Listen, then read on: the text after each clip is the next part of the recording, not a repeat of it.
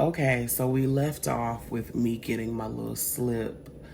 I'm in the restaurant, so I've ordered my food. The slip came out, and I'm waiting for them to call my number. So me and my friend, we go find a table. So upon us finding our table, I see him sitting down in the restaurant. He's sitting to a table by himself eating. And I'd already made up my mind, let me just sit somewhere else because I don't want to sit with this motherfucker. So me and my friend, we find a seat. I pull out the chair and I guess he looks up and sees us. All of a sudden I hear, y'all don't want to sit with me? Y'all don't want to sit with me? Real loud in the restaurant. And I'm like, so my friend is like, Arlisha, come on. So against my better judgment, we go and we sit where this dude is sitting. So here's the table. He's sitting here. My friend sits here. And I sit here across from him. But I'm across from him, but I'm sitting like this in the chair. Because I'm not trying to give you no kind of eye contact or nothing like that. I'm just here, That's just how I carried it. So while we were in that room and the friends came in there congratulating him about, oh, you about to get married and all this stuff, my friend was in there and heard the comment as well. So my friend then proceeds to text my phone and was like, I hope you don't mind, but I'm about to pry. And I'm thinking like, what? But I mean, if that's what you want to do, okay. So again, like I said, I'm sitting to the side, like I'm sitting across from this nigga, so I'm not trying to give you no kind of eye contact or nothing. So my friend proceeds to say the things that I wish I could say, but right now I don't want to say them because I know that the way I feel, I knock all this shit over. So I'm just quiet and let my friend do what he want to do. So my friend get right to it. Like, did I hear this correctly? You about to get married? Like, when this happened? So, like, again, when it's the tremble in their voice, they really don't want to answer it. It's very uncomfortable. But, I mean, he answered or whatever. So, he was like, it kind of just happened. And she thought I was a lame, and I thought she was a ditty. It was God.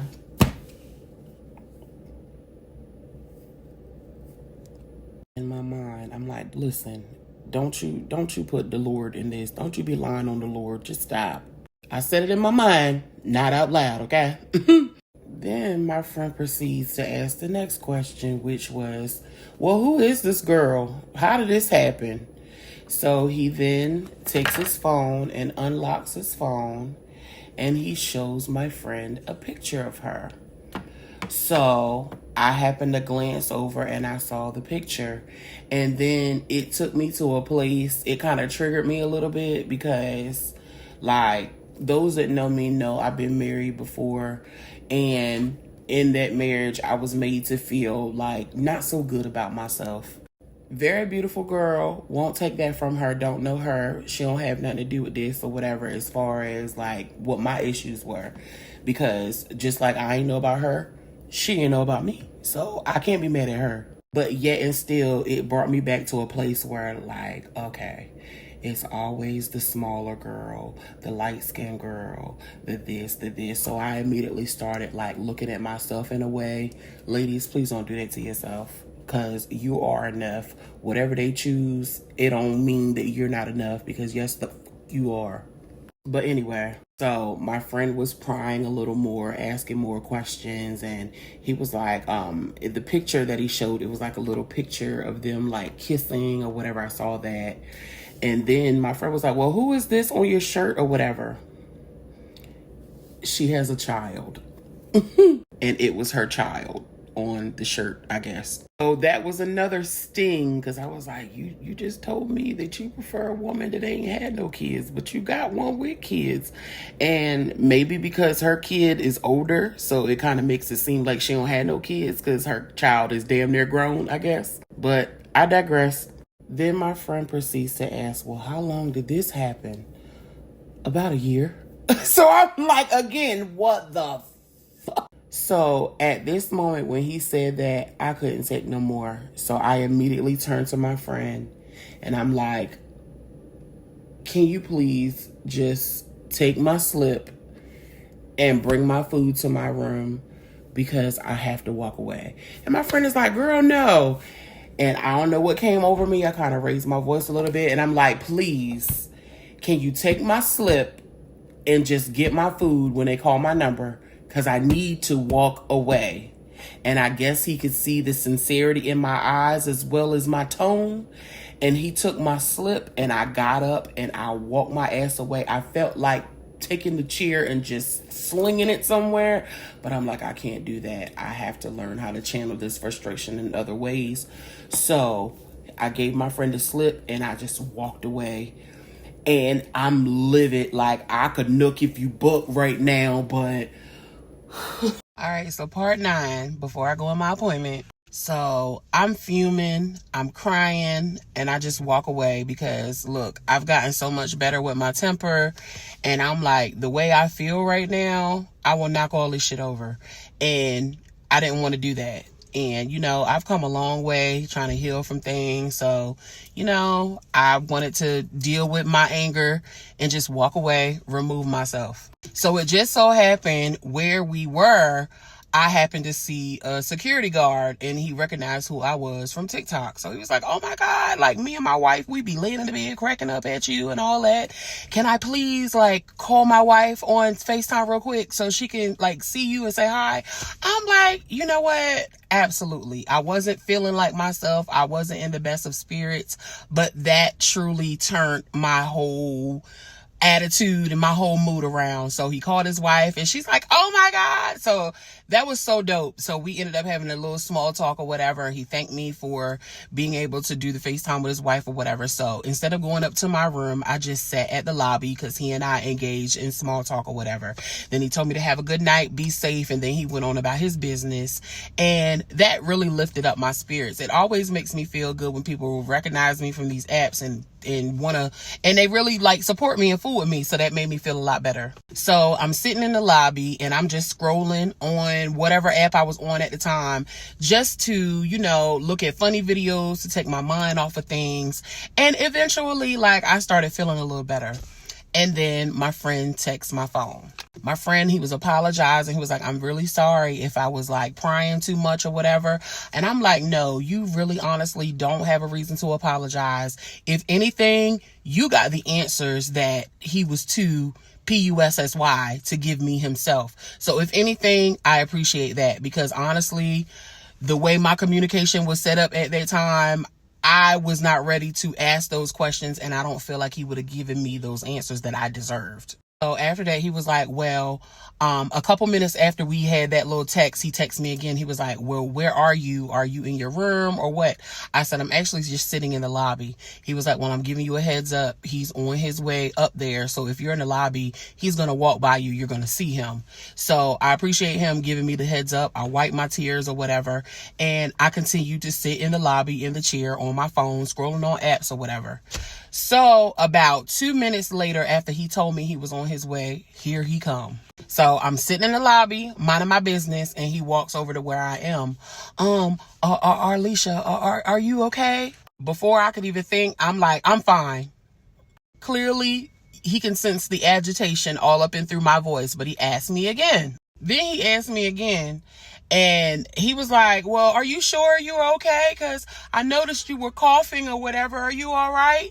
Honey, look, before I knew it, I was like, I'm fine. And I guess that scared the hell out of him a little bit. And he went on about his business. Oh, okay. Have a safe flight home. And he went on about his business and I went on about mine. So at that point, I literally sat there on my phone. I deleted him from all social media platforms. I blocked him on a couple. But as I was blocking him, he was adding me right back. So I'm like, I don't want to see what you post. I don't want to see anything. I done seen and heard all I need to see. I don't want no kind of nothing. I don't want to follow you. I don't want you following me. So the only site that I did not block him on was Instagram, and there's a reason for that, and I won't get into that. But Instagram was about the only one. I blocked him on Facebook. I blocked him on TikTok. The only one he was not blocked on was Instagram. So I unfollowed him, and you can remove the follower and all of that. So I did all of that. Next thing I know, the next day, he's following me all over again. He was still in my stories every single night. I don't think people can realize, like, we can see you in our stories. Like, everything that I posted, when I would post little cute pictures, he would still be like, shit, and stuff like that. Still sending me like little funny memes and stuff on Instagram. So I was like, does this motherfucker think that he just didn't do what he did and we still supposed to be hunky-dory moving forward like nothing happened? Like, no, we not about to do that. So a couple months went by. I'm okay. I would still see him, but my mind was made up. Like, I'm cool on you now. So whatever, you show me who you were and what you about, I believe that shit, and I'm okay. So I kept moving forward the best of my abilities, minding my business and leaving his alone. But I mean, I would still see him. All right, so fast forward like 3 more months. We see each other again. And it's very awkward, but I try not to read too much into it. So he walks in a room where I happen to be. Like I said, we have kind of like the same friend group. So it's inevitable that we're going to be around each other sometime. So I'm already there, minding my business over here with my friend. And then the other guys are over here or whatever. So I'm sitting here or whatever. I'm minding my business or whatever, laughing, cutting up. And he walks in. We don't say anything to each other at the time. So he over there doing his thing, cool. I'm over here doing my thing, minding my business, cool. So at the end, when everybody's about to leave, I'm standing in front of the elevator. I'm waiting for the elevator to open so I can go get in my car and go ahead and do what I'm gonna do. All right, so part 10. Okay, I'm at the elevator. I'm waiting for the elevator to open. It's taking forever. All of a sudden, I can hear him coming through the room, like on the other side to where I'm standing near the elevator. So I never turn around or anything. I just got tunnel vision. My focus is on the elevator doors to see if they open so I can get on the elevator, go to my car, and go about my business. So as he's walking through, speaking to everybody or whatever, he proceeds to come over to me. Now, mind you, he's coming, I'm standing here. He's coming this way to me. So he stops at the side of me, puts his arms around me and hugs me and says, I love you with the love of Christ and there's nothing you can do about it. And I was like, huh? Then he proceeds to walk in front of me, hugs me again and says it again. I love you with the love of Christ and there's nothing you can do about it. And he kissed me on my cheek. And I'm sitting here like, what the At this point, I was just like, okay, whatever. So the elevator was taking too long. I went down the stairs, went to my car, went on about my business.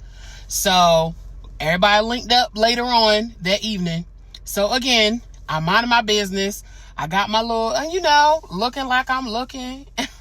So I come down and I'm sitting down and I'm just like waiting for everybody else. Then he comes down and then everybody else comes down and stuff. So I had my little neck fan around my neck. And if you are familiar with what a neck fan looks like, it looks like headphones. But he was like, what's that? What's that? The headphones? And I took it from around my neck because he asked to see it or whatever. I'm like, I'm going to be cool. I'm going to be calm and collected. You did what you did. But at the end of the day, I'm a grown ass woman. And I speak when spoken to. I'm going to be cordial or whatever. I'm not, throw it off like I used to be that much. So like I let him see it or whatever. And then he turned it on and was like, oh, I didn't realize this was a fan. And then it smells just like you. And I'm like, oh, okay, get my shit. So we go proceed to do what we're doing as a little group that night. So after the function or whatever, we come back to where we're staying.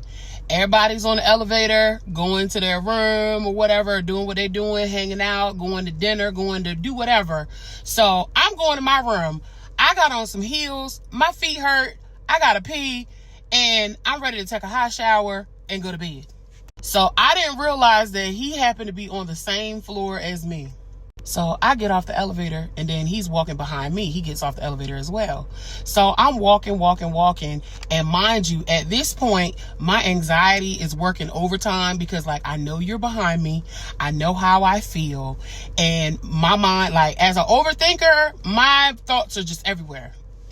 So I got a bag in my hand because I got me something to eat. I got my purse on my arm, and I got my room key in this hand, and like I'm just fidgeting and stuff. I got my room key, I'm tapping it on the wall as I'm walking and stuff. I'm walking like weird because I'm like, I know you behind me, I know you looking at my ass, I know you just doing what you do and you're back there.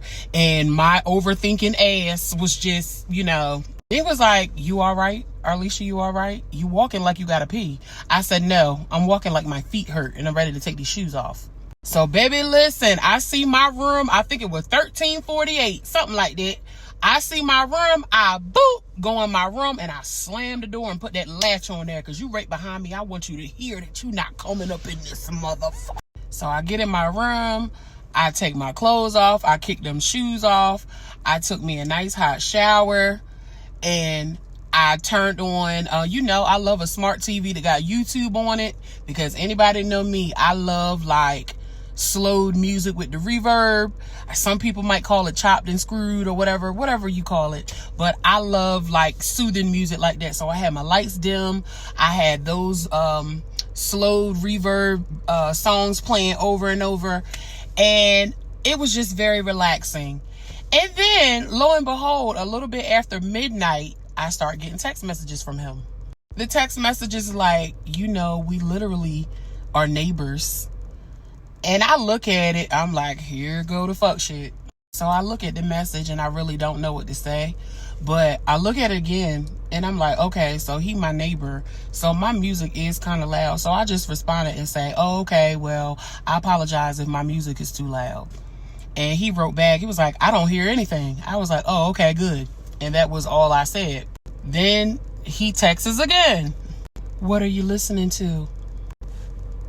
At that time, I was listening to Daniel Caesar Get You Slowed. Baby, look, if you go on YouTube and type in Daniel Caesar Get You Slowed, baby, it's a vibe. And then he was like, nice. I didn't say anything after that. Then he was like, oh, I'm going to have to get into that vibe. See, look, it's crazy how I remember these text messages. He was like, oh, I'm going to have to get into that vibe. And I was like, yeah, it's very relaxing. And after that, I kind of didn't say nothing else. I just took my ass to sleep. So the next day, I get up and me and my friend are getting up because we're about to ride back home together or whatever. So we sitting in the lobby or whatever because we waiting on one more person to come on so we can all go ahead together. So he proceeds to come downstairs where we are as well. I guess he was about to leave and go about his business as well. So as he's about to leave, he goes and dap my friend up. Then he walks over to me. And he proceeds to say the little saying he's been saying the entire time. I love you with the love of Christ and there's nothing you can do about it. And I'm like, okay. So at this point, he's giving me forehead kisses and kisses on my cheek. And I'm like, what is going on here? So like, I'm trying to like give him a little hug or whatever. What's up with these church pats? Like, I don't like that. And I'm like, I'm thinking to myself, like, how am I supposed to hug you? Like, you somebody else's something. I'm not supposed to be all up on you and all this. So take it or leave it. Like, the church pat is just gonna have to suffice, sir. I'm sorry. Or not. So like I said, we all waiting on our other person to come on so we can go ahead and ride together so we can go head home. So I proceed to say something regarding my weight. And I'm like, you know what? I said, let me not lose too much weight or whatever because, I love the way I look. And I was like, for real, all I really want to do is lose this stomach. Once I lose this stomach and these arms, I'm good to go because I love everything else. He heard what I said and he proceeds to turn around and snatch me up and put his hand on my stomach. Ain't nothing wrong with that. That's a blessing. You don't have to change anything about yourself. Which, I mean, it was a nice compliment, thank you, but wrong messenger right now. It was just weird. So we all went our separate ways, everybody went home, and that was just that.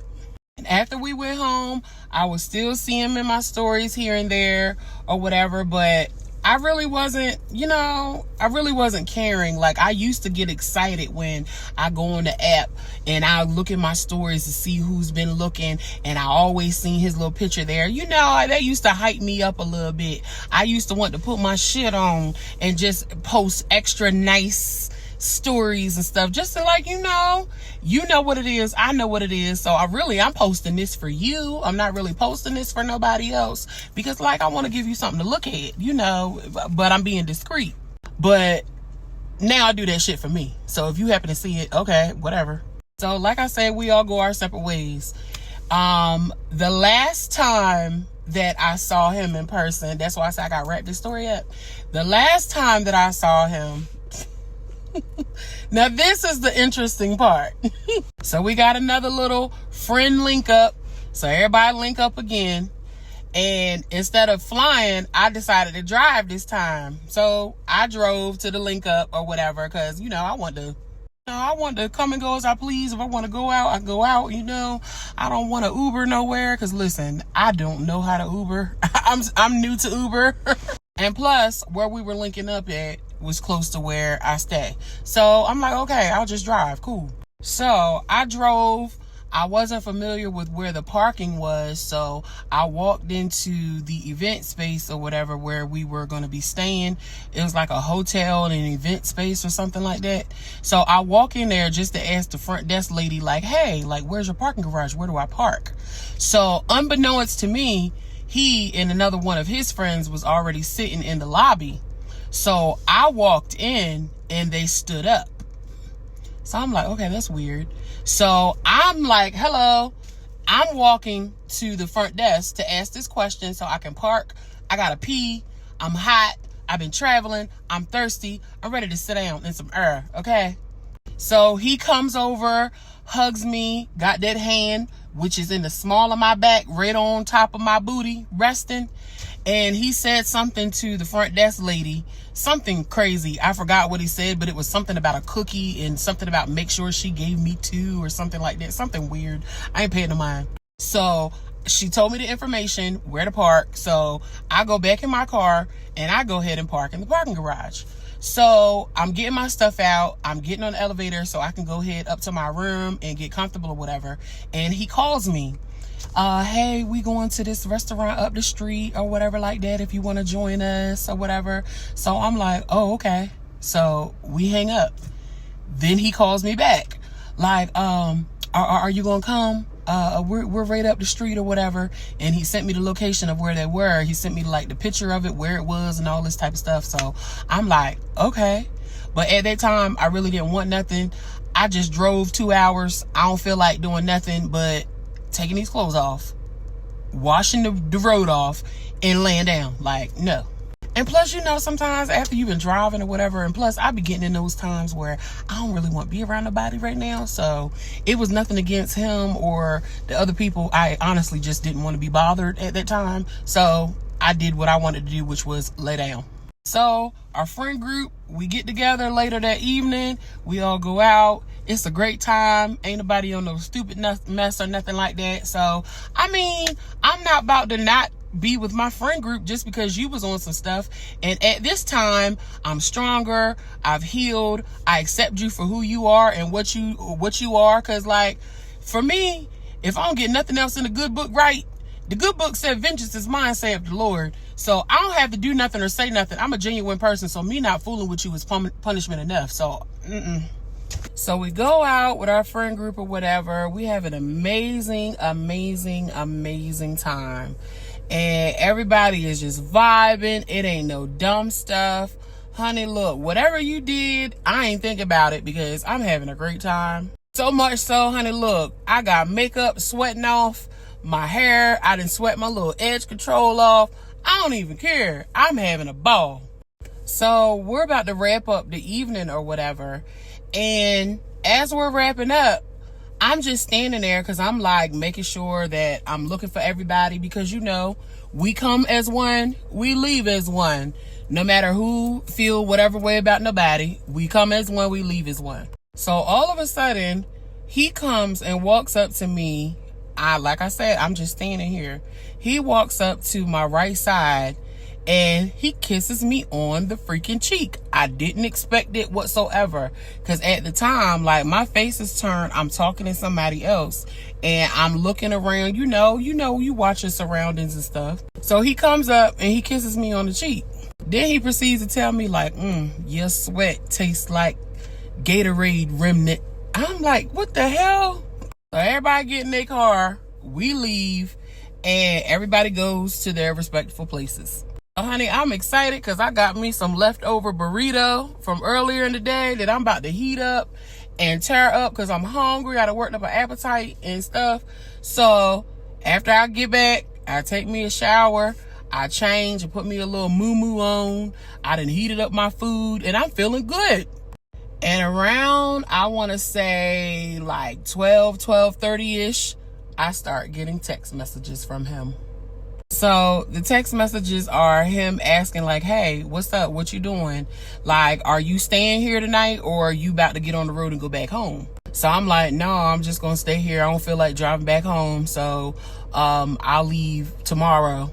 So the next text was his room number. So I didn't know how to feel because I'm looking down at my phone like, okay, what is this? So, baby, look, I even asked my mama, like, what would you do in this situation or whatever? Because I had honestly been wanting to have that difficult conversation with him, because I'm like, okay, we are always going to end up around each other because we share the same friend group. Like, I'm not going to not come around because of you. Like, I see you and don't see you. I don't have no issue with you. You did what you did. It was what it was, whatever.